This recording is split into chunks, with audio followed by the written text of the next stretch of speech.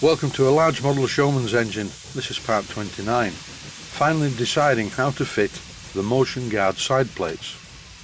It's not often I include images of myself in the videos, but this one's a bit of an exception. I'm trying to decide the best way to secure these motion guard side plates to the engine.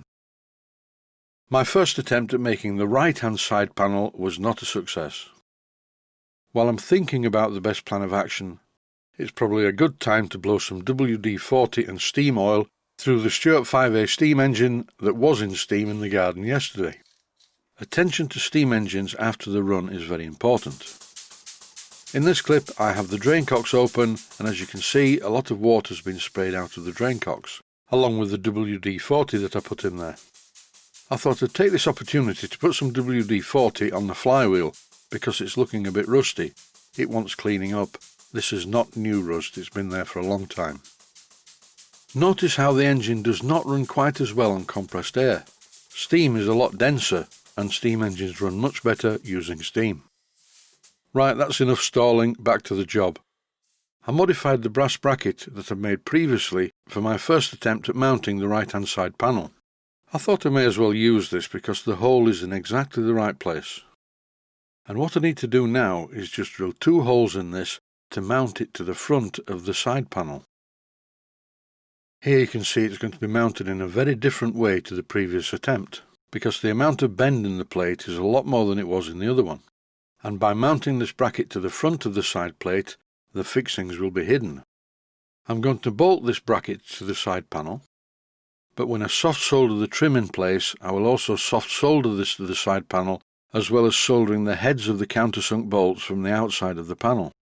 And that way the fixing externally will be invisible. I held everything in place in the correct position and scribed around the bracket. Then all I needed to do was drill 2 matching holes in the front of the side panel. Both of these holes were drilled 1/8 of an inch in diameter using my Proxxon motor tool.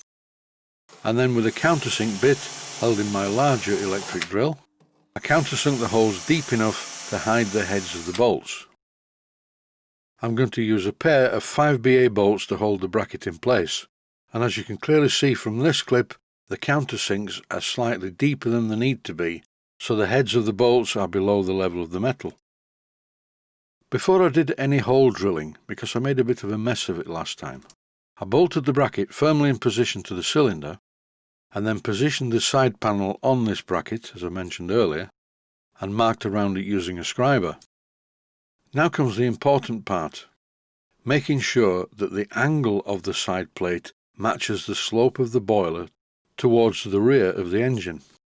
Generally speaking, the boilers of traction engines always slope towards the back of the engine, which helps to make sure that the firebox crown is always covered with water. When fitting such parts as motion guards like this, it's a good idea to temporarily clamp them in place and then stand back and make sure that they look okay before you fix them in position. To fix the motion guards at the rear, I'm just going to use a single bolt. And I've drilled a hole perfectly in line with one of the existing bolts. I nearly didn't though. The first spot that I made was a little bit too low. So I lifted the drill slightly, and now it is perfectly in line with the bolt to the left of it. Once I drilled the hole all the way through the steel plate, I double-checked the position of the motion guard, and once I felt it was okay, I spotted through the hole in the steel plate and made a mark on the motion guard in the correct place. Then I drilled a matching hole through the brass plate on a piece of scrap wood on the bench. Time now for a test fit to see if it's okay. When I finally fit the bolt that holds the motion guard to the main side plate, it will come in from behind and have a washer and a nut on the outer part to match the other fixings in this area. I've temporarily clamped the motion guard at the other side, and here I have a ruler across the top of them, and this confirms that both of them are in exactly the same position relative to each other. The job's not finished yet. I'm awaiting some brass from Blackgates Engineering, and this is for the top and bottom edging, which will be polished brass. It was important at the outset to make sure that these motion guard side plates were very quickly removable, and without disturbing any of the paintwork on the side guards. And now to remove this side guard, all you do is take off the nut on one of the cylinder cover bolts and remove the bolt at the rear, and it just lifts off.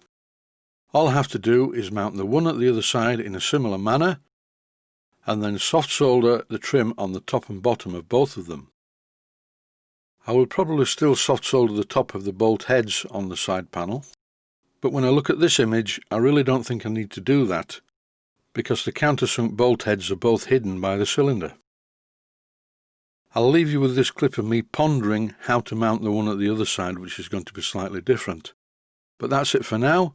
Stay safe, stay well, thanks for watching, and I hope you found it useful. Please take the time to visit my Mainsteam Models website and click on the section of the website that says Video Playlists. And by doing that, you can find other videos that you may like to watch. And by using the playlists, you can actually watch the videos back to back.